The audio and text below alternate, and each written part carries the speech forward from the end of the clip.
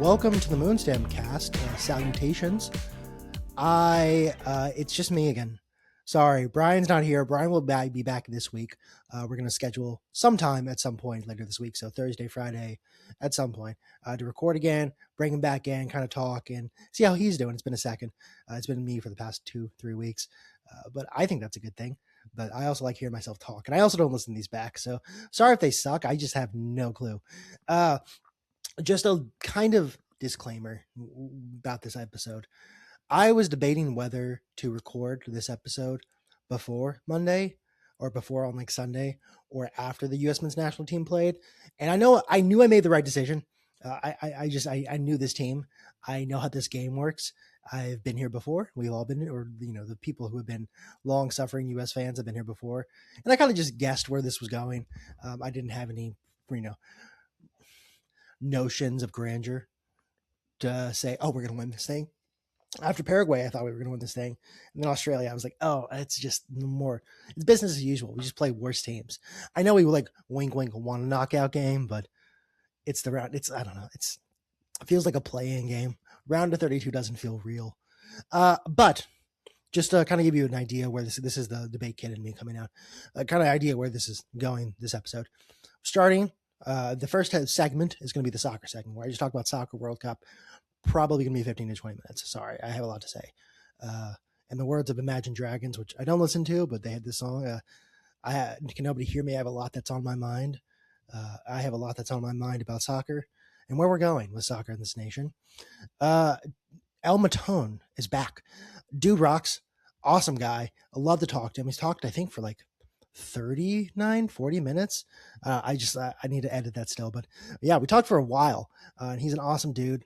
Lots to say, lots of great stuff to say and do. I know maybe I'm biased because I kind of know him. I've interviewed him twice.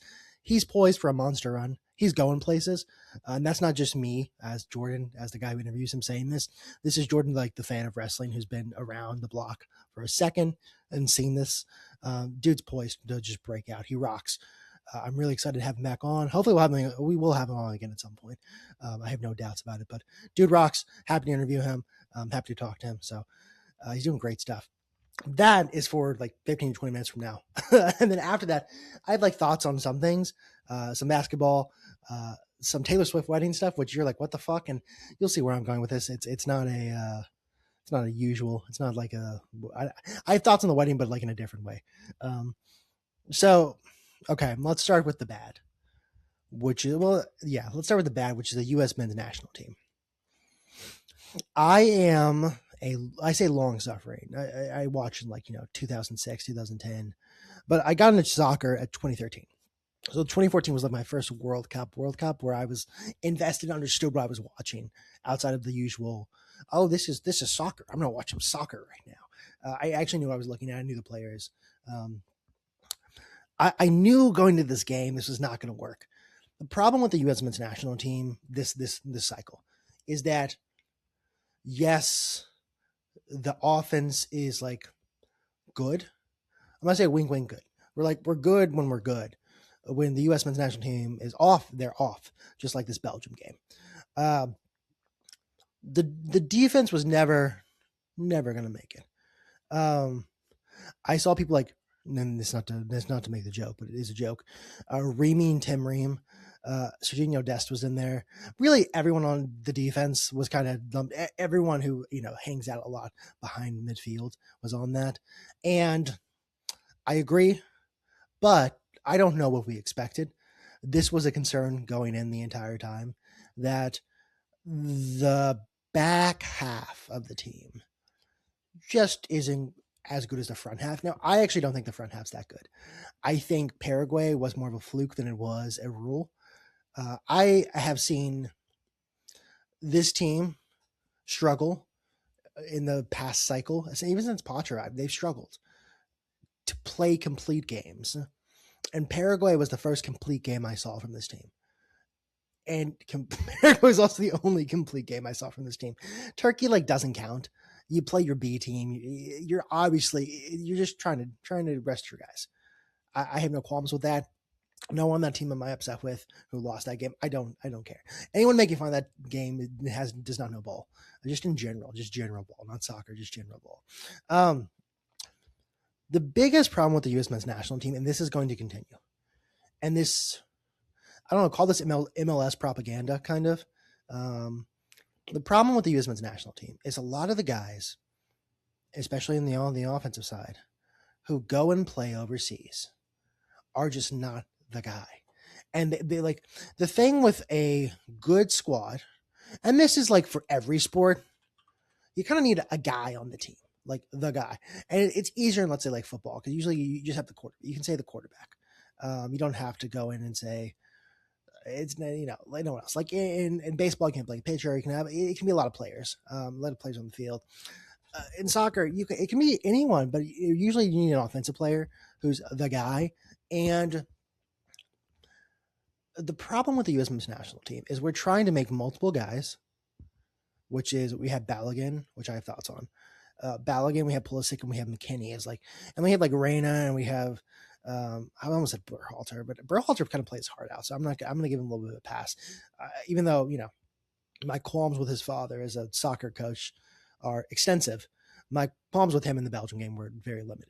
I think he did a great job for what he was given. Not Greg, the kid. But we need to find a guy. Pulisic is like, I want to say this nicely, and it's not right now. Like at Dortmund, he was not really the guy, but that was a different situation. And then at Chelsea, he wasn't the guy. He was not even like on the starting 11. He was a B team player.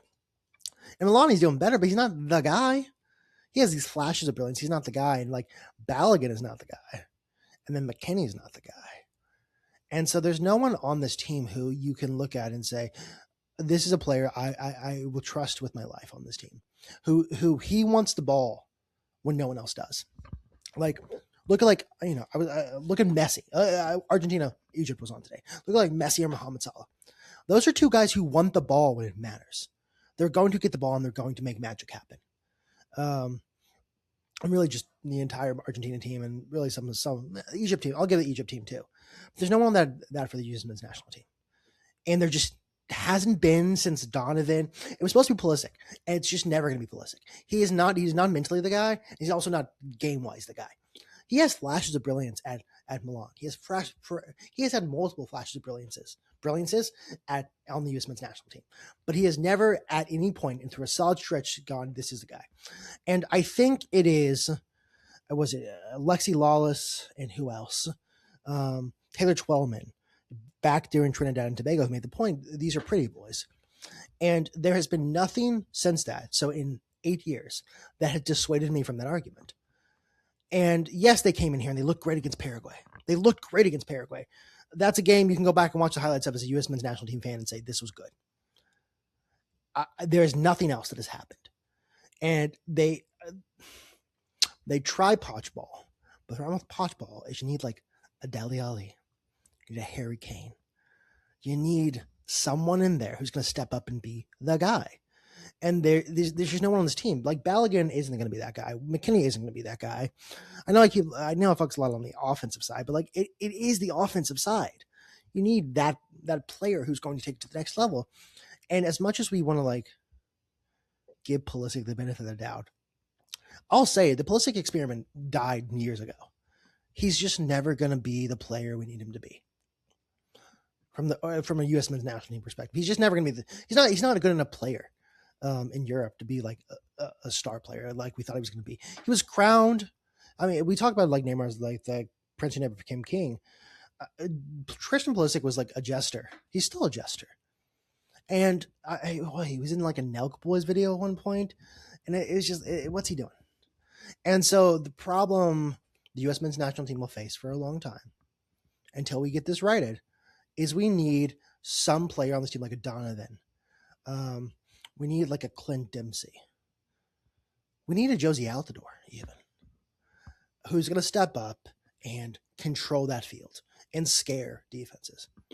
No one on this team scares anybody. And there's a bunch of, and I hate to say it, it's a bunch of pretty boys who have been fed the silver spoon that they are the golden generation. And there's been, I mean, nothing from it. At least when like Donovan and Clint Dipsy, not even throw Josie Altidore in there, they were playing. You knew they were going to try their hardest. And you knew the team wasn't that good, but they were good and they could make something happen. The team is objectively better now, at least from a build perspective, and they're just not that good. I mean, 4-1, it's uninspiring, but that's the game the U.S. plays and has played for years. It is uninspiring, and it will continue to be uninspiring for the rest of time. And I mean, I say that that's the pessimistic U.S. national team fan I become, where I go, it's not our sport. And here's why I think there are multiple reasons why I think soccer will never be a sport in America. One of them, and this may change, but I don't think it will. We always talk about like the LeBron James. What if LeBron James played soccer? You know, what if our best athletes played soccer? This goes to my same argument of like the best shooter in America, the best, ball shooter in America. He plays for a D2 school. Yes, he is electric from three. He can shoot anywhere on the court. Ask him to do some basic footwork and he's going to fall down. Ask him to do play on defense or do anything on defense, gotta fail. Can't guard to save his life, gets messed up. But damn, can he shoot? And it's the same thing when it comes to soccer players. The best soccer player in America right now is a wide receiver 3 for Ole Miss, and he just gets thrown hospital balls, and that's his entire game. It's not because of soccer's. It's not the guys like the LeBron Jameses, the Kevin Durant's, the Tyreek Hills. Tyreek Hill, yeah, maybe is the guy I'm talking about here, but the best soccer player, the Messi we're looking for, is a 5'8" receiver playing for a D2 school whose sole purpose is to run route, like cross routes, to slants. And that's maybe not going to change ever. I mean, the best goalie in America is behind the plate. Because one, baseball is more fun to play as a kid, maybe. I don't know. Not really. Soccer's fun to play as a kid. But two, it's just more ingrained. Hey, you can go be a catcher and you can go make this much money and play the game of baseball and have like a 20+ year career. Start all the way from single A to all-star to, you become a journeyman at the end of your career, play for like 5 different teams, but keep making that veteran salary.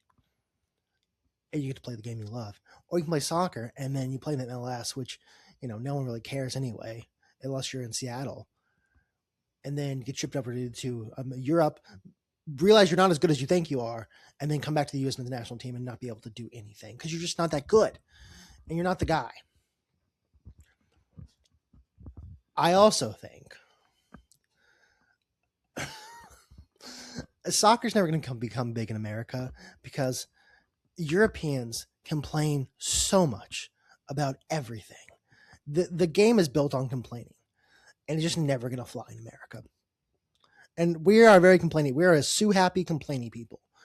But if you imagine Bill Belichick going out complaining about an opponent. I think he's done it a couple times. Usually it's some heinous offense that he sees as a heinous offense.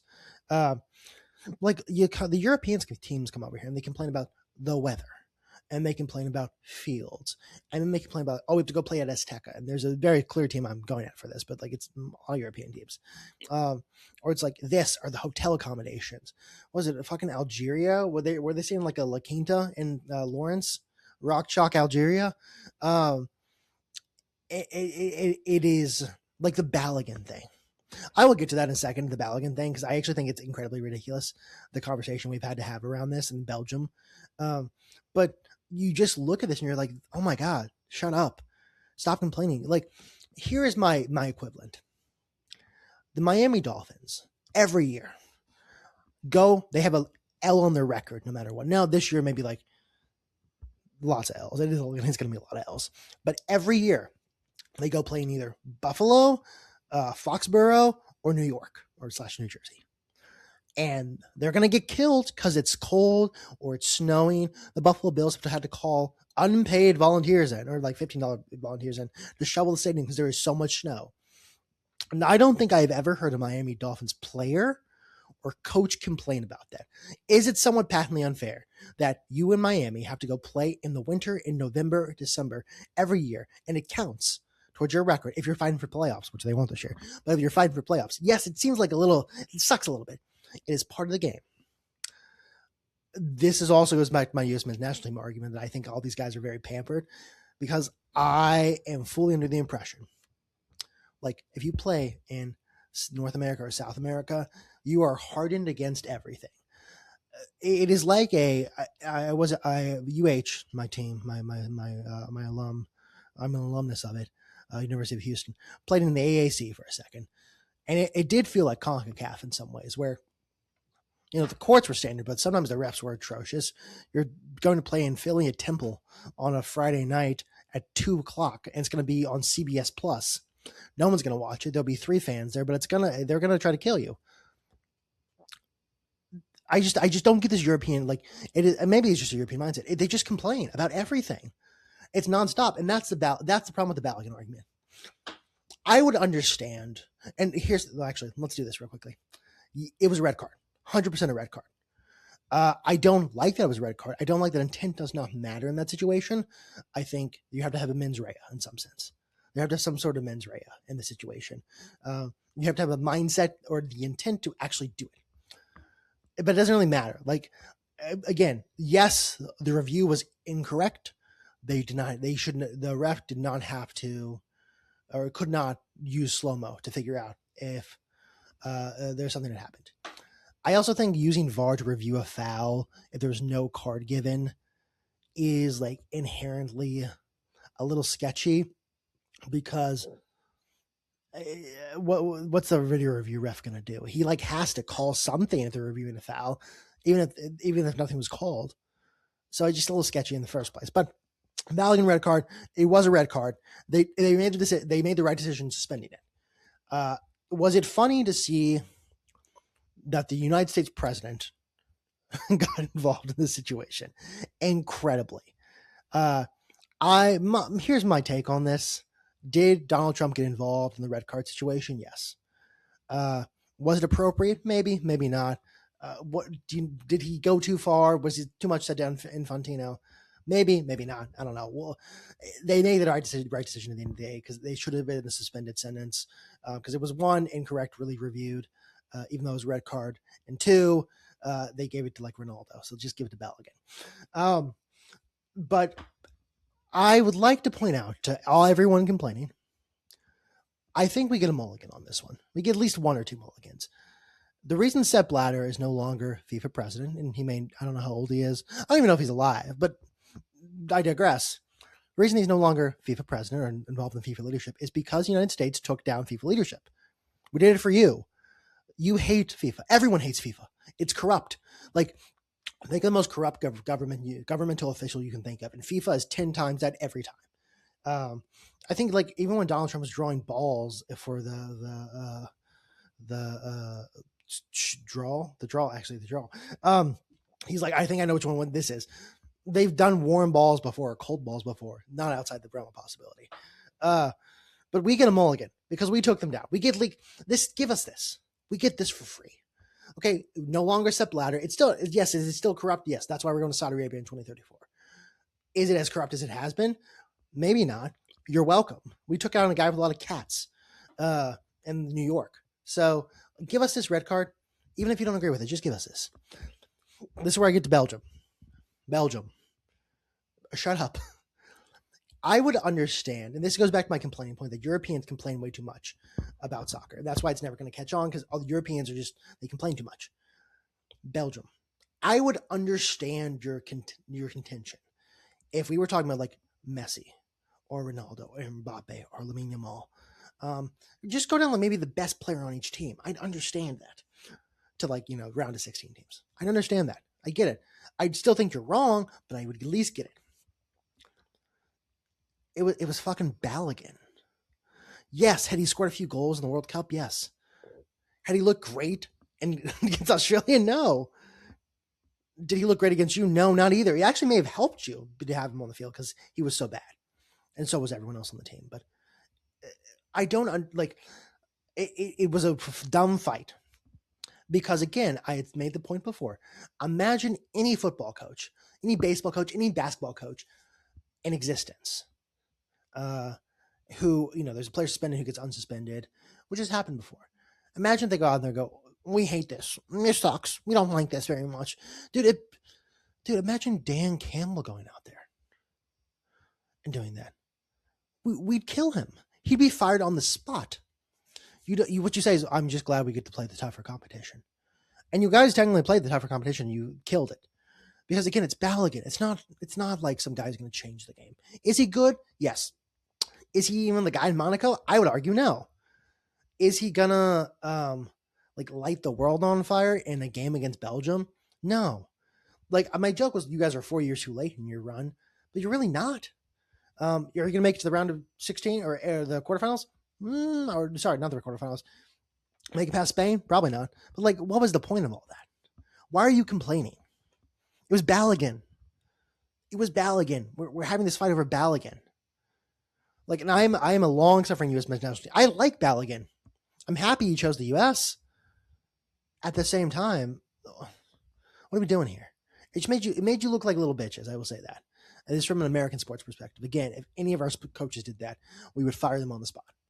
What you say is, "I'm happy we get to play the tougher competition." You move on, you beat them, and everyone goes, "Yeah, they were right." And I part of me hates that we just did this whole thing, this whole song and dance with Balogun and red card, and now we look like fools. Do I care? Not that much. Never will. Okay, that's all my thoughts on the soccer thoughts. We're actually about 20 minutes or so. So please, I actually am about to say this anyway. So here's the El Matón interview. Please welcome back to the Moonstam cast, NWA Texas superstar, God's gift to wrestling, Mr. San Antonio. Dare I say Texas's #1 hippo advocate, friend of the show, and a man doing some amazing things. El Matón, Mr. El Matón, how are you doing? I'm doing great. Had a great 4th of July. I'm glad to be back here on Moonstam Sports. Glad to just be representing San Antonio and the wrestling community as best as I can, and trying to get hippos back on that map up there with them elephants and rhinos, man. I know they only have hungry hippos. That's what I everyone know thinks it's of. so hard to find some hippo toys. Every time someone's like, "Oh, can you find hippos? Like, why don't you do hippos this?" I'm like, "Dude, you know how hard it is to find a hippo toy?" It's like, I dude, even one's like $30 just to get one, and like an elephant, you could get like 3-pack. For the Well, same elephants have price. there's a lot of elephant propaganda out there. There's not a lot of They hippo got great propaganda PR. out there. A lot of elephant propaganda. They got the best PR team, man. Yeah, they do. All right, I want to start with an easy question for you. Wimby did nothing wrong, right? Nasri deserved that elbow. Nah, yeah, he deserved that elbow, man. I say when I'm playing basketball and all that, if I'm getting hacked a lot like that when I'm playing, because everyone's like, "Oh, he's big, he could take it for my size." They're like, "Oh, Wimby's just having to take all them hits, all them everything." I'm gonna throw something real quick too, like, hey, stop hacking at me, stop hitting me. Nasri definitely deserved that, man. A lot of people Yeah. didn't like it, like, "Oh, you got to control your emotions at that level." I'm like, "Nah, dude, you're hitting him and scratching him and everything like this. At one point, you got to stand up for yourself and just be like, yeah, enough's enough." Well, you know yourself. You're a big man. Yeah, big man are targets on the court. Mm-hmm. And so at some points, again, hack a shack the entire game. Refs can only do Exactly. so much because they're trying to let the game flow. You throw a little elbow here and there. Is it a flagrant two? Maybe, but who cares? Yeah. We live our lives, and Mm-hmm. they made it past. They made it to the finals. I don't know how you feel about the finals. I don't know if you have any thoughts on the finals. It could have been a I lot was better. I could have. Well, so I was a Knicks and six guy, not because I didn't like the Spurs. I just thought the Knicks were a little bit older, a little bit more experienced. Thought they could Mm-hmm. make it in six, but I didn't think they'd have the two biggest comebacks in the NBA Finals ever. Yeah, that was crazy. I don't know how the Spurs kept doing that. I feel like it probably wasn't the Spurs' time right now, but like that they proved that they could get there with this such of a young team with such inexperience in the playoffs. Just really gives me a lot of hope for like the future. Like now that they got that taste, hopefully they're hungry. They come back like in 2014 and all. Like after losing to the Heat, they want to come back hungry, like with a mission. And it's like you just put that league on notice now. Yeah, I mean they're young. They're going to get better. Hopefully, they're going to get stronger, and they'll be back in the finals at some point. Up against a team that wasn't cursed or it wasn't helped by Danhausen. Yeah, Um, dude. That curse, man. I saw that and I got so nervous, like just seeing it round by round by round. Like, dude, Danhausen, that curse is strong. Like, I'm like, hopefully someone like pays him to uncurse the Knicks or curse the Knicks and then uncurse the Spurs or whatever. get some human monies and the human monies in there. Human Get him to money, uncurse, yep. you curse the Knicks, or yeah, yeah, yeah. It was fun watching that from a wrestling perspective, at least, and I think you probably are the same. So it was like this is a weird merge of two different. Because I've known Danhausen. I bought Danhausen's coffee at one point. Yeah. Um, he had coffee with I think Ruthless Coffee Company up in maybe Iowa back when he was on the Independence before he went to AEW. He had like a coffee like a ground coffee slash bean. So I bought that. So it was cool seeing Danhausen kind of merge into somewhat of the mainstream. He had Stephen A. Smith all riled up, which again isn't that hard. And I imagine you know, as a San Antonio fan, probably were tired of seeing Stephen A. Smith at some point during this finals. No, yeah, Stephen A. I'm not a fan of Stephen A. Smith and what he says all the time. He do make some good edits and all that, like not like of him, but like he makes some great highlight reel like just sound bites. Like someone clips him and like yeah, it's gonna go hard one day for whatever players like LeBron or Wemby. He says something it's like just gonna be perfect in the future. But other than that, I don't really like Stephen A. Smith that much. On I seeing Yeah, him he on can cut a stage. good promo. I'll give him. He can cut a good promo. It's It's a just great promo, I yeah. don't want to But hear from him ever again. All right, you've been a busy man. It was I don't know a couple months ago since you've been on this yeah, podcast. yeah. You've done a lot of wrestling. You Hmm. also went on like a tour of the southeast. If you know, Yep. I saw you were in Mississippi, Florida, a lot of Hmm. places. You're moving and shaking. Tell us how are you doing? What's going on? What's big? What's you know what are you doing basically? Oh well, we have a lot going on. Just not only at Dogtown in NWA Texas. I'm slowly expanding my reach and going. I like to call it the Matón nationwide tour. Just going anywhere I can to wrestle. I want to give a big shout out to the new junior heavyweight tag team champions, Kickstart My Heart, Jesse James and Michael Hart. They invited me to go to Florida with them just a few weeks ago, like literally the day right before. They're like, "Hey, do you want to come?" I'm like, yeah, sure. And I was able to go down to Florida with them and wrestle and really start my like national wrestling scene. And I got to wrestle. I got to wrestle in CWFE, and it was a great experience there. There was such a great promotion, such a great fan base, and like I never wrestled outside of the state of Texas, and wrestling there in Florida for the first time, for like, seeing that many fans that from a different place that I never been, and didn't know, really gave me like that first open opportunity to being like good to call myself a professional wrestler on another level now. It was just a great opportunity. And then we have everything going on with NWA Texas, Dog Pound. We launched Hunting Grounds as a revamp of Paradox. So we're no longer Paradox, we're now Hunting Grounds. And that's going amazing well. We got Wrestle World in Dallas, and then we're doing Ayakachula now here in San Antonio as well. And yeah, everything's just going great. Everything's like meshing. I'm getting so many matches, so many shows, so many opportunities now. And I feel like slowly and slowly more and more people are starting to recognize me, and especially in the community. And I'm just trying to enjoy it all. It's been a Oh, crazy couple of months. Oh yeah, I've seen you at a couple like events. I saw you at the I think Mall. I want to call it Mall of America. No, it's Mall of America. I can't remember what it's called. I've seen you around a lot in the Mhm. community doing a lot of events for Dog Pound. How does that feel? Kind of being what you know. I see the posters all the time on Instagram. You're usually on there. How does it feel? Kind of starting to become a face of this organization.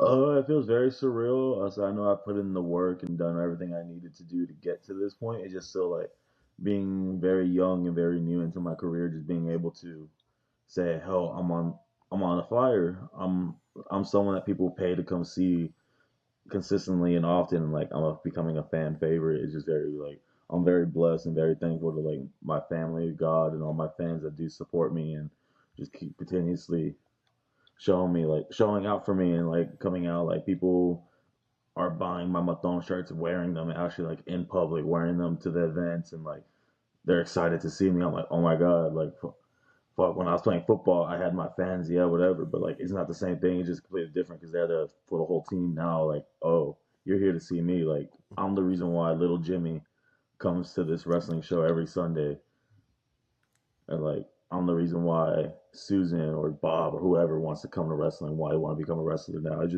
it's a great experience to have, and like it's I can't describe it.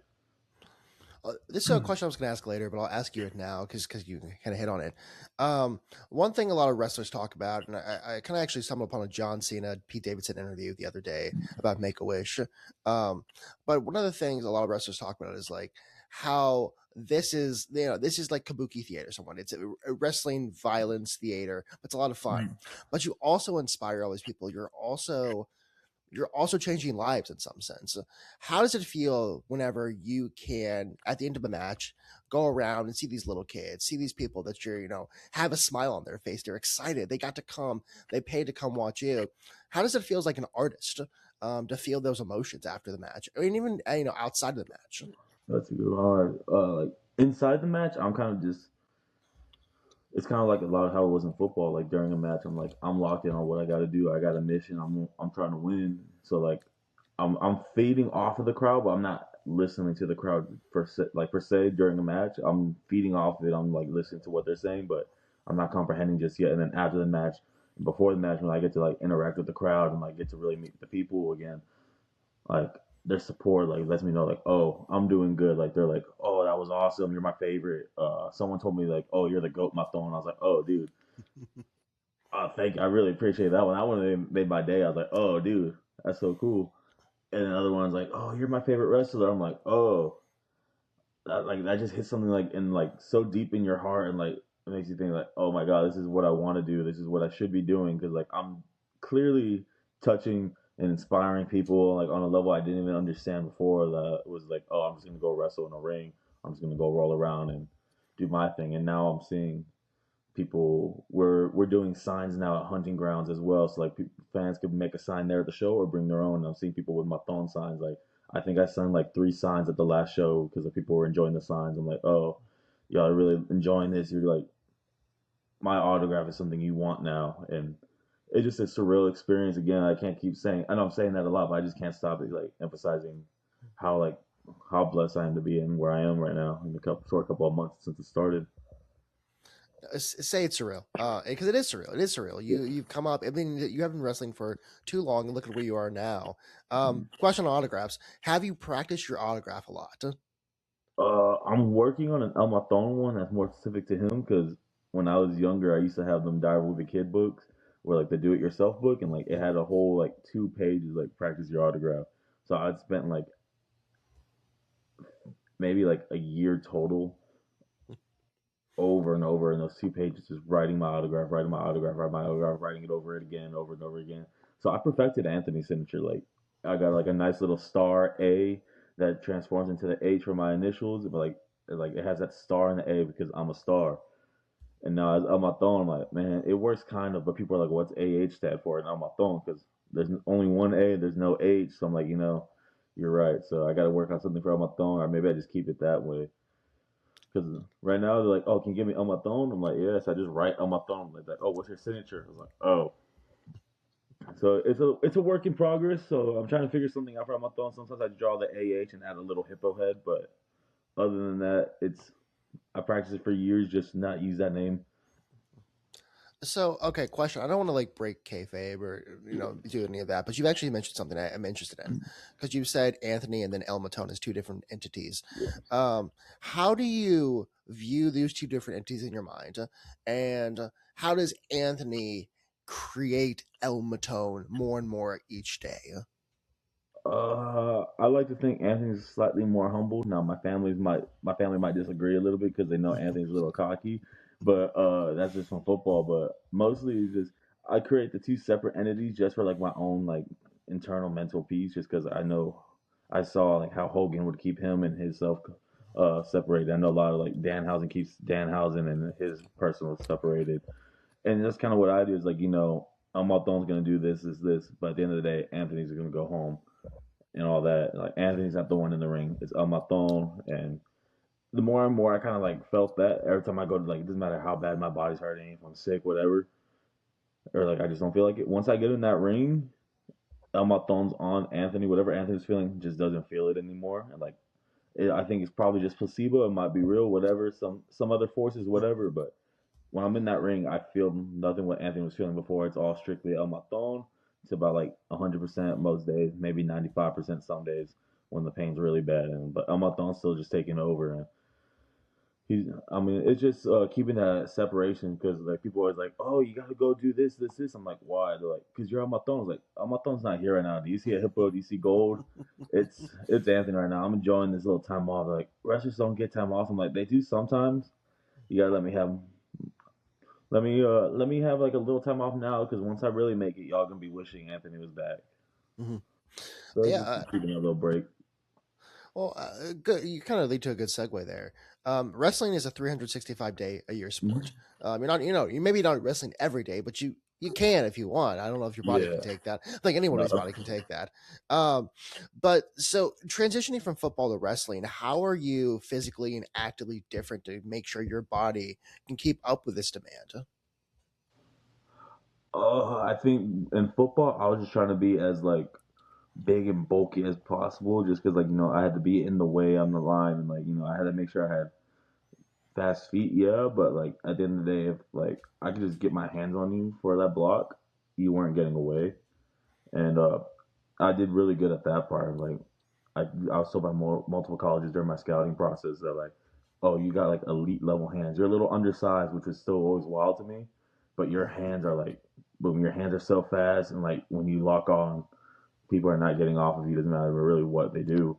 I'm like, oh, okay. They're like, your footwork sucks. I'm like, yeah, I know that one. I've known that one since I was like 5 or so. But for the most part, it was just like a whole different type of training. It's like I got to be big and strong in a different way. I got to be more statically strong. And now in wrestling, I got to be getting more lean and more like a better physique. So I'm working a lot on that. And I got to have better stamina, better cardio than I did for football because it's not just football where I'm 4 or 5 seconds and then I get to reset for real quick. I'm going for like 5 plus minutes, 10 minutes, whatever it takes to get it done. And I just got to work on my physique more and really a lot more toning and the strength there. So you got to have a lot of strength, but you also got to have like the stamina to keep lifting people with that kind of strength, not just 1, 2, rest, 1, 2, rest. You have to keep doing it, repeated, repeated, repeated. I mean, yeah, those famous like Ricky Steamboat, Ric Flair matches that were an hour. You see long matches. You can see at the end people are just destroyed in a way that Yeah, you're not those really ma- destroyed in maybe football. So I know it takes a lot of perseverance, both Mhm. physically and mentally.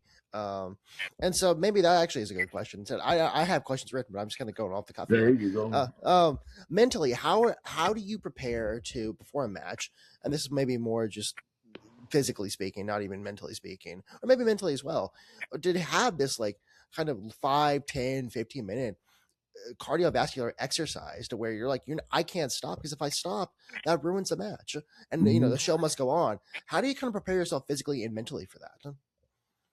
Physically, again, just a lot in the working out in the gym, and then a lot of reps in the ring training. What I've been doing a lot of is just playing basketball at the park, playing a lot of pickup, and that's really helping my cardio a lot and like helping me slim down at the same time. And then it's just funny as hell when I'm at the park and people are like, "Why are you so athletic for? Like, why are you jumping and running like full court with us?" I'm like, "Oh, dude, I wrestle." They're like, "What?" And then it's a great little promotion. I give them my Instagram and everything like that. People see, they're like, "Oh my god, that's so cool." I'm like, "Thanks." Coming to the next show, and I don't know if they ever do, but like it's fun. At least the word out there, more people know who I am now. And at the end of the day, that's probably like the biggest thing is just free advertising. It's if I could give you my social media real quick and like we could bring it up naturally, it works so well. But like mentally, my first few matches like was hard to kind of figure it out. Like I was just completely like sorry, someone's car is beeping outside. But no, Okay. yeah. The first few ones were mentally, I was like, oh my god, like why am I in this position that I am right now? Like I'm I'm the main face on the poster. Um, I'm just going deep in the card, and like I was like, I'm not ready for this match right now. Like I don't feel ready. And so like, I was having a lot of nerves, and like so like it was just like whatever I could get my nerves, but like I said, just that mental switch of not even like forcing myself to like flipping from Anthony Matón. Like Anthony was a complete nervous wreck for his first like few big matches. I heard my music play, boom, and as soon as I stepped through that curtain and heard that music, El Matón took over, and like all the nerves were just completely gone. I was just like, it was kind of like watching my own body, like kind of like a Doctor Strange, like he's watching his body being controlled. That's just kind of what it felt like. Matón was taking over. Matón was doing everything he could, and like he would just carry me through. And like now I'm kind of like in the part where like they're kind of sharing the brain. Anthony and Matón are both there, and like they're both enjoying it in the matches, and like oh, like when I'm doing a promo in the ring, like I don't have a match, like it's kind of the same thing. I was like, oh, what am I gonna say? What am I gonna say? As soon as that music hit, didn't even work. I was gonna say. As soon as I got out there, the fans were cheering, and like I was like, oh, I know what I'm gonna do. Mm. And just that little mental thing. It's like it comes with a lot of like time and practice, and just like filling yourself with your character, I guess. But yeah, like the whole just like keeping it separate, like they're not the same person, really has helped me just get mentally prepared for anything I do as El Maton. Because it's like boom, as soon as I switch, it's like it's not Anthony anymore. It's him. That's actually interesting you bring up Doctor Strange when you for this analogy, because I think actually maybe the better one is the Hulk. Yeah, Yeah, that's as I was saying. I was like when they share the brands, like oh that is too. But like I was trying to get that astral projection of like I'm watching at first, but now like it's too like different. Yeah, it's a lot more. It's like the whole because now they're watching together. Now they're working together. yeah. Here's so we talked a couple months ago. How do you feel like you've grown as both a person as a wrestler? Because you know you we talked about your travels and stuff like that, but even like personally in your day to day life, how do you feel like you've grown, and what's the probably your biggest accomplishment during this period? I think I've grown as a person, as a wrestler. I think I've grown just like a lot better in the ring. I think I'm getting a lot better in the ring personally, and from what I've heard from like people watching and all that, like and also just my physique's getting slightly better and better each time. Like people are like actually noticing like, oh, you look good. I was like, damn, did I look bad before? And they're like, no, you just look slimmer. I was like, okay, cool. And then but yeah, just growing in the ring and like I think just getting not more respect, but like more known in the locker room, especially by like people that come out town. They're like, oh, what's up, my thorn? I was like, oh. I didn't know you knew who I was. Like when I first started here, you were like a big deal, and like you know who I am now. That's so cool. So I think I'm just like getting a lot of people's like knowing who I am now, like among the wrestling community and everything. And then yeah, as a person, I think for like I can't even say because like I'm training so hard, I'm not even like even home much. Like I'm missing a lot of like my family events in life at time. But like at the end of the day, like they do say that sacrifice, but like, it kind of sucks having to miss a lot of things. But like at the end of the day, it's like the long run. So like I want to, but I'll try to be there for my brothers and family when I am there and see them, and like they seem to enjoy my presence more now when I'm there. Which I don't know. I try to just be the best brother I can for them, and yeah, they seem to Uh, enjoy the whole wrestling side of it, and like telling people I wrestle. as a brother, I love to hear that. Yeah, So with my little brother, try to be present and try to be there, engaged. But I mean, yeah, that is part of growing is sacrifice, and it seems like mm-hmm. you're sacrificing, but you are growing. I will comment on your physique; it does look great. Your physique looks great. Looks like you're Oh, slimming thank you. down. Looks like you're getting bigger in the right places as well. Yeah, thank you. You know, you're getting more definition. As a big guy, it's cool to see as a big guy. Mhm. Um, so another question I had for you. This is just more maybe independent scene slash growing as a wrestler question. I've always heard it's very hard to get out of Texas as a wrestler, to grow outside of Texas, and you've made it to Florida now. Uh, Mhm. but I want to know is that true? And two, you know, how do you combat that? Have you talked about it? Have you thought about how you combat that? How do you grow outside this pretty big Texas scene? Uh, I can see why they're saying it's hard to grow. It's a big state. Like there's a you probably throw a rock and find some random wrestling promotion, and like boom, and like you could throw another one. You find another one like a couple miles away, and you just keep throwing. And like, oh, I'm still in Texas, and like some of them be like, oh, if you want to wrestle here, you can't wrestle here because I don't like that guy, but I don't like this guy, but I like that guy, so you can wrestle there. So it's very like you got to watch where you're going at times. But like with NWA Texas and under coach, like he tells you like you go here, here, here. These are perfect. You don't got to guess.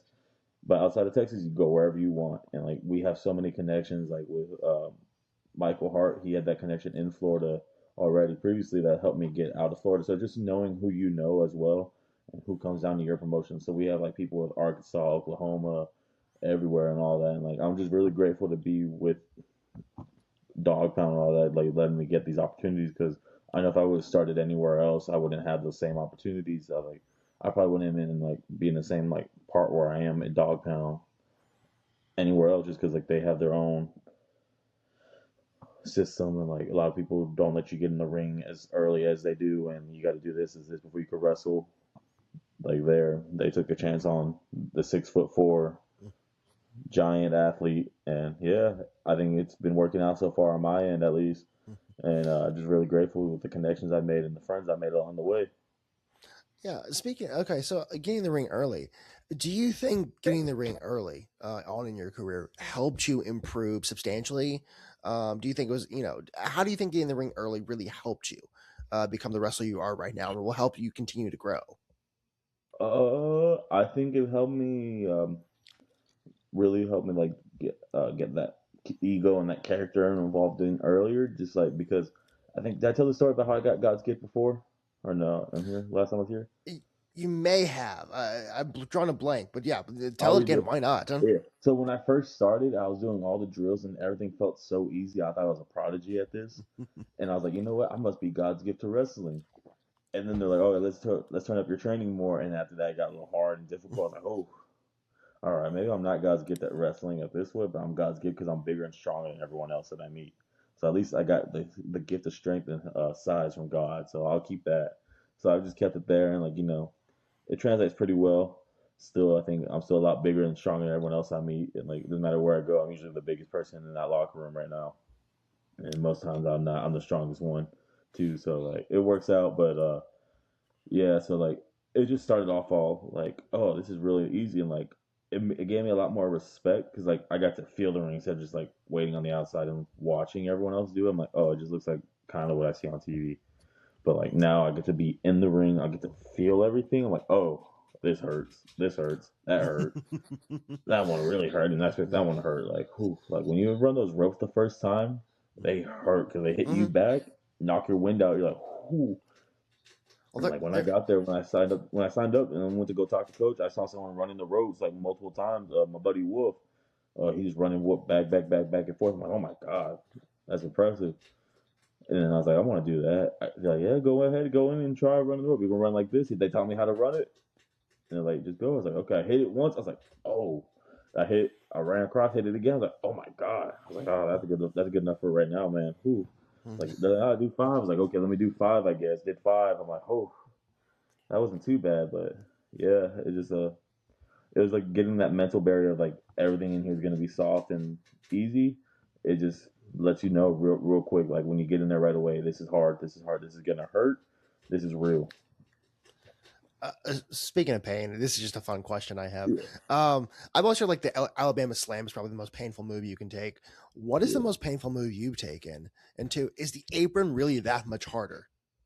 So the apron does depend on like who's building the ring and whose ring it is, because some people put like extra cushioning, other people put barely any. Like when I was in the Rio Grande Valley, it was I think just like one piece of like not even like styrofoam, but like kind of like styrofoam padding, just one piece across in the ring. Luckily, I didn't have to bump in that ring, but like I knocked on it. I was like, ooh, that's a little hard. Like whoever's bumping in that, good luck to y'all on that one, because that one is a little bit different out here.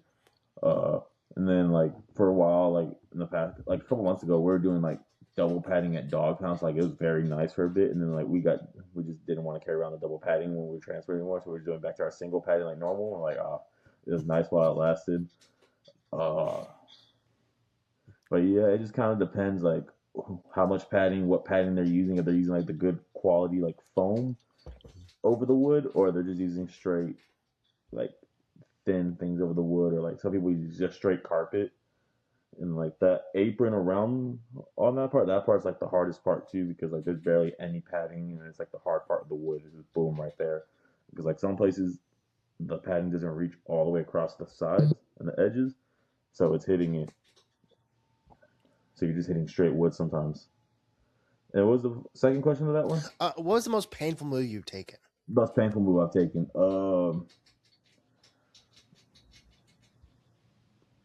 Probably we'll give him another shout out here. I guess black belt Jesse James armbar. We're doing I had him in a choke slam, I lifted him up. He rolled out of it somehow in the air, put me in an armbar, and that was probably the most painful one I took, because I thought, I let go of my hands. I wasn't holding it no more. I thought I could just muscle out. I started to muscle, and he starts pulling my arm back. I was like, ah. That was like a painful like minute and a half right there, just trying to muscle back as my shoulders getting like pulled off and everything at the exact same time. Eventually, I was like, yeah, I got to tap on this one, and yeah, that's definitely the most painful one I've taken, just because yeah, I want to hurt my arm. Yeah. Yeah, armbar looks like there's some moves that don't look fun, obviously, but armbar is one of the ones that like one doesn't look fun, and two, when applied for like really hard, we can't break your arm. So it's like, ugh. Okay, a couple more questions before we get out of Yeah, here. One, what would you describe your wrestling style as? And kind of as you solidified it a bit more. And two, where else do you want to go in the world to kind of find that wrestling style? You want to go Mexico, Japan, Britain, all these other places that can probably help you kind of grow your move set. Huh? um, I'll answer the second one first because I remember that one better. Where I want to go, I kind of want to just go like I want to eventually get to like the point where I'm going. I've been to every state in the U.S. too. Just like that's a cool thing. I never thought I would be able to get to do. Being in every state, like I really want to go wrestle in Mexico. That seemed like a great opportunity. I've heard a lot of stories from like a lot of people in the locker room and traveled with about them going to Mexico and like having a great time and how like fun it is. And like I've done like one lucha match in the Rio Grande, so like that was a cool experience and having like those kind of fans. I'd love to go back and try doing that again. And then I would love to go to Japan and wrestle. It just seems like a great another great opportunity. Great like strong style. It sounds really cool, and like I really would like to do that just because I would like to be able to work a little bit more stiffer like they do in strong style, and like I think it'd be really cool. And, we get to learn a lot from Izzy James, the current NWA champion or NWA Texas champion. He went to Japan a couple months ago as well, and he teaches us a lot of like his style, and then which he's been around for however long. He does lucha American strong style, so teaches us a lot of that strong style as well, and what he learned in Japan in his time there. And so it's really cool that we get that opportunity at Dog Pound to learn from Izzy. And I'd say my style right now is very like just American powerhouse for the most part. And sometimes I throw a little bit of flash in there, and like I could do the kip ups, I could do a lot of the high flying things and a lot of the acrobatic moves, which people my size shouldn't be able to do right now or do at all. But I'm able to hit them off and all that. I don't do them in matches because there's no point for me to do them in matches right now. When I'm facing, if I face someone bigger than me or anything like that, I'll do the moves right there, and then that's gonna be all over the internet for like a month. So that's why I'm gonna be spamming that video over and over Yeah. again. But like I know I can do them because I'll be doing them at training. I'm like, oh, I'm saving this for one day. But like right now, they gave me like, yeah, you can do a kip up in the match. It'll be your Undertaker pop up. So like, we go into our double down. Like I hear the count, I'm like, yeah, I'm ready. I kip up, and crowd loves it every time. Especially the first time I did it, they did not expect it. I remember hearing a crowd was like, he shouldn't be able to do that. He shouldn't do that. I was like, oh yeah.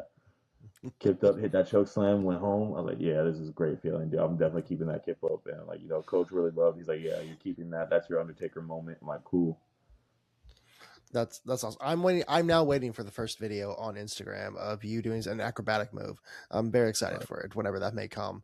Yeah. Uh, okay. In the next 6 months, what are you looking to? Oh, I would say 6 months because it's July, so we have about a couple of 5 months left in the year. Yeah. Maybe towards the end of the year. What are you looking to accomplish? What are some of your goals? My personal goals, I just want to slim like more down, more get that waist more down and everything like that. Just keep going on the path I've been going on and just getting my physique better and better. I would like to be able to wrestle in like in other states as well. Like add maybe one or two more states to my resume.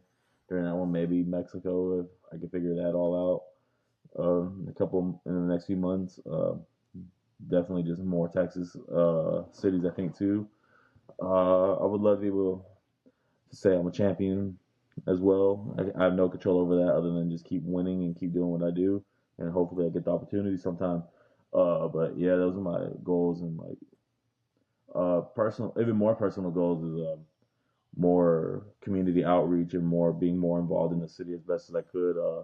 I've been talking with our general manager James Carr about getting with the Hispanic community and doing some stuff with them. We're going to do an event at um, the baseball team, the missions here, coming up soon as well, and just being more involved. Also just expanding my own brand a lot too, because what was I can't remember the name of it, but I was on the 210 game show a couple Mm. months ago. I want to come back to that one. That was a great opportunity. That was fun. I did not do well on that whatsoever. I got every question wrong, but it was a great show. Bliss is great. She's a great host on that. But no, yeah, I auditioned for a movie recently too, just to really Oh, expand on my rock Cena esque, okay. and that was great. I spent like an hour and a half recording that audition with my brothers because every time we got like through the introduction of who I am, one of them starts laughing. Or like we're recording the thing. I have one of them reading the script to me. Another one starts laughing. I'm like, guys, this was a 3 minute project. It took 1 minute for the whole audition once it was done. From hi, I'm NWA Tech Superstar Matón to the last line of the audition. It took a minute and 13 seconds. We're in that recording that little segment for an hour because they just couldn't stop laughing. I was like, all right, guys, y'all need to stop. We gotta lock in here. But Oh, they're a bunch of preteens, young teenagers, so it was a great time. Like I said, I was home and like they're helping me. They're on summer break, and like we got to record together and like have a good time, like a little core memory. Hopefully one day, like you remember when I helped you record your first ever audition for a movie? And I don't remember. I don't think I actually got the name of the movie, but like it's a local San Antonio horror indie movie. So hopefully that all goes well, and like I could talk about it the next time I'm on this podcast again. mm. Oh, listen. As someone who's a brother and a sibling, the worst thing you can say is not to stop laughing. It's just Mm-hmm. going to make everyone laugh more in that Exactly. situation. Okay. Well, actually, I had only one more question, but I want to know, movie wise, you're looking to go into entertainment like that? Are you looking to be a actor first? Come like be like, hey, I'm an actor, but also a wrestler. You'd be like, I'm a wrestler first, but I'm coming to do some acting as well. Oh no, I'm definitely doing like the wrestler first. Just like I've made that very clear because like even when I do like reach out to all these like directors and like casting agents in San Antonio and everything like that for like their local indie film, I tell them like, oh, I'm a professional wrestler. I'm NWA Texas superstar El Matón. I don't give them my real name or anything like that. I give them the El Matón because that's the one that has the following. That's the one that they're booking is El Matón. It's simply just elevating El Matón's brand any way I can. When I reach out to someone to become a potential sponsor, it's El Matón. Like when with Dynamic Underdog Fitness, I reached out to them. I was like, hey, y'all are Underdog. I wrestle at Dog Pound. I'm El Matón. I would love to work together. And she was great. She gave me shirts, shorts, and I recorded myself in them, and then I got Iman and Mike on them as well, and now we got like a little team at Underdog Fitness, just simply off of El Maton and trying to grow my personal brand while helping other San Antonio communities, San Antonio businesses, and just growing the city together, all together as one. And like I feel like I'm trying to do the best I can on it. I think I'm doing a decent job growing the city, making it better a little bit at time. But yeah, as far as movies, entertainment, I'd love to be in more things.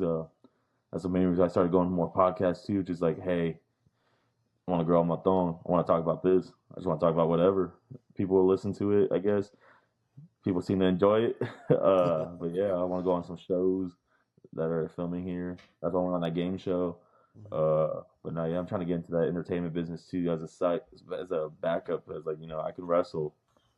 How about you bring me on here? That's awesome. That's Do awesome. my Well, own we love stuff. having you on here. I Um, appreciate it. I love being on here. It's great. one last question because I know we're a little, 36 minutes. So, You're uh, good. No problem. uh, one, what do you got coming up? I know you have a match coming up. I don't know if this will be out by the time the match happens because I believe it's tonight, Sunday. Yeah, it's Um, tonight. Yeah. but two, where can people find you? They could find me. Let me do what I got coming up first. Oh yeah. So tonight, July 5th, Ikachula. We're gonna be at the first Sunday of every month. Ikachula. Tonight I'm fighting Sky de la Clima Rosa. 1-on-one.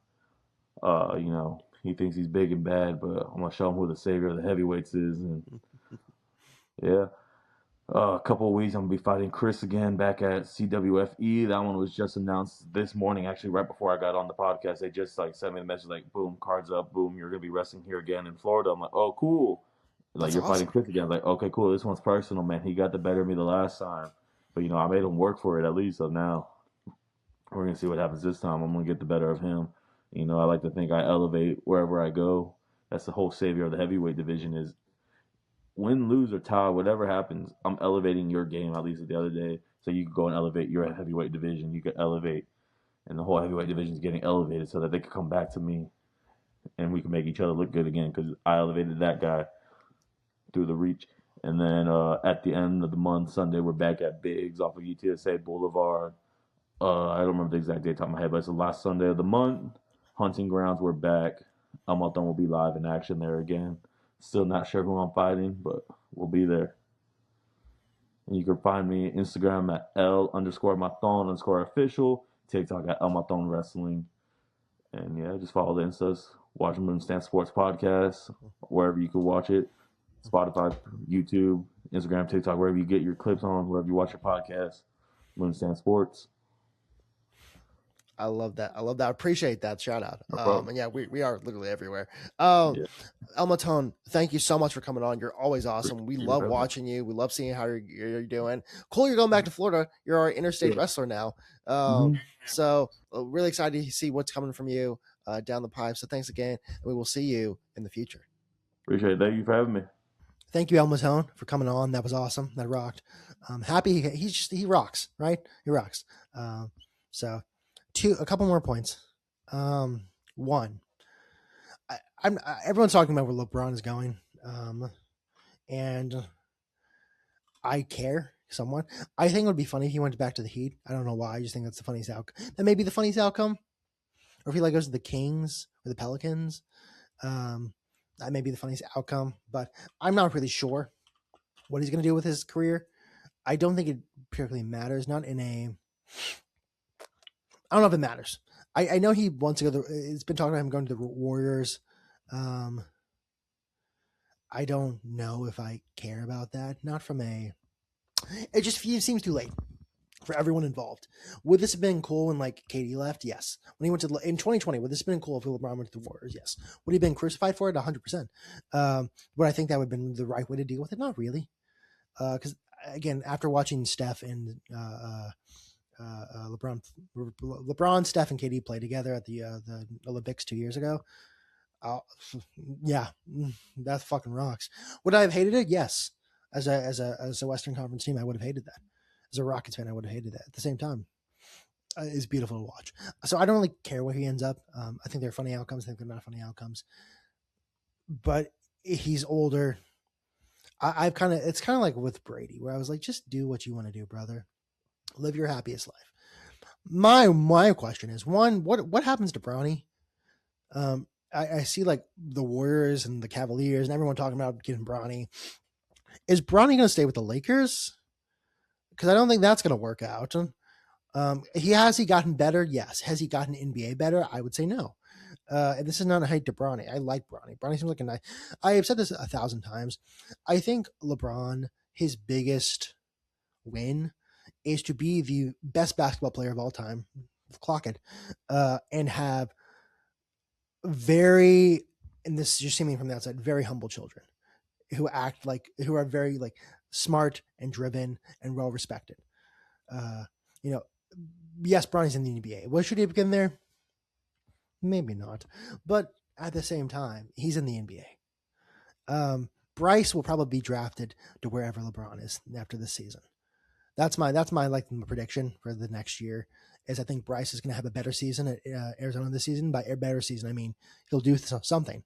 He'll do anything, just something or anything, because he didn't do anything last season, and that's not his fault. He was a freshman, but he's going to do something. Was he a freshman or was he a sophomore? I don't know. He's old, or he's not a freshman anymore. He's going to do something. Probably get drafted at 55 into the league, and play with LeBron. That's why I wonder, will Bronny go where LeBron goes, or is he kind of get stuck in the Lakers? And everyone goes, oh, why is he here still? That's another spot we could give to another guy from the G League. I like Bronny. I like Bronny. I think it's a cool story. Do I think he's going to last in the NBA that much longer after? Maybe all these GMs will have some sort of we do, it's LeBron's kid. I don't think that's going to happen. I don't know. But again, my contention is that Bryce is going to go with LeBron at his next place. Where that is, who knows? Would the Heat be really funny? Yes, because I'd like to see him get his cookies, his lick back. He has to get his cookies back. Um, I do wonder if Pat Riley ever stays up at night thinking about that. Like the Heat were going to break up at that point probably anyway. About that time, do you ever think he stays up and goes, "I should have just given him those damn cookies"? Does Giannis now benefit from that? Did Jimmy Butler benefit from that? Did Jimmy Butler get cookies on the airplane, or did the cookies get taken away from him, and that's why he left? Did he go to the Warriors because he no longer had cookies on the airplane? If LeBron goes back, does he continue to get, are cookies banned on the Heat airplanes? Are any sweets banned on the Heat airplanes? These are many questions I have about what the air goes on airplanes. Do they like?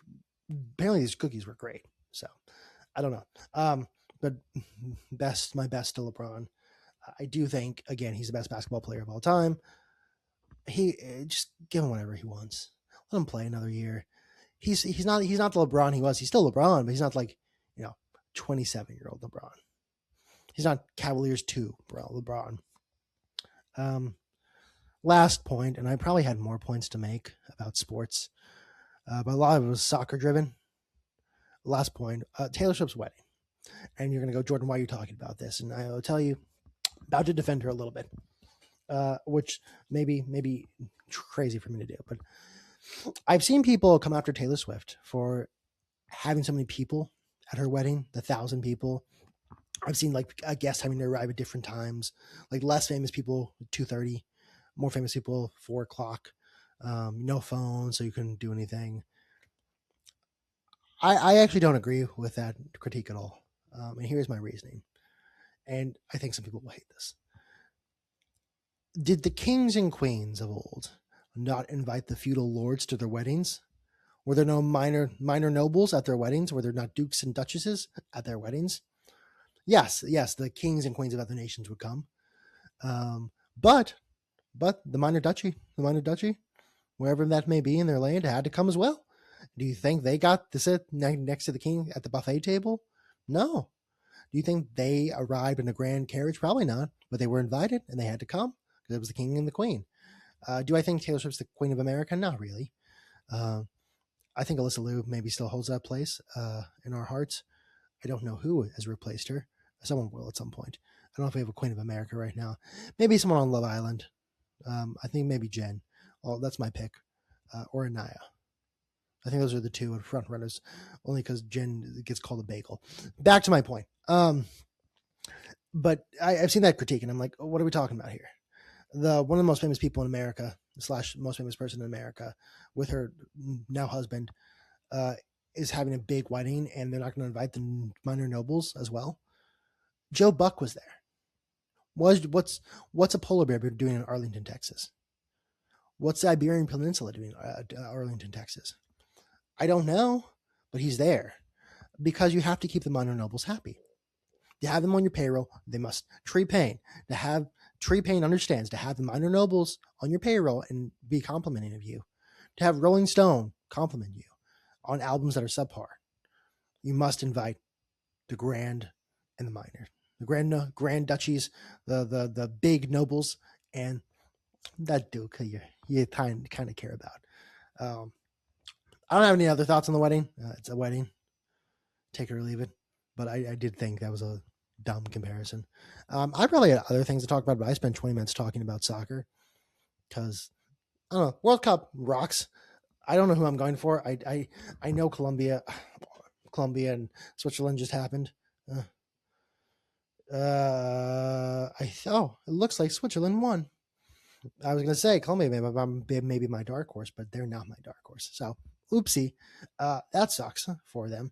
But that's all. If you're new here, thank you for listening. It's usually not just me. There's another guy here, Brian, who will be back at some point. This week, we'll figure out when we're going to record. But thank you for listening. We appreciate you listening. You can find Brian at Arc Polaris across Twitch and other platforms. I think X and YouTube. Go subscribe to his YouTube channel as well. He posts VODs there. Find me at Jordan Stotts on Twitter. Kind of post there sometimes. I mean more across most Moonstamp Sports accounts. we'll be back this week at some point. But yeah, thank you to El Matón. It rocked. Glad he was on here. He's gonna rock the world. So happy to be part of his early career. Hopefully for the long run. So we will see you probably at this week. What Wednesday? Probably see you Friday, Saturday, some point. So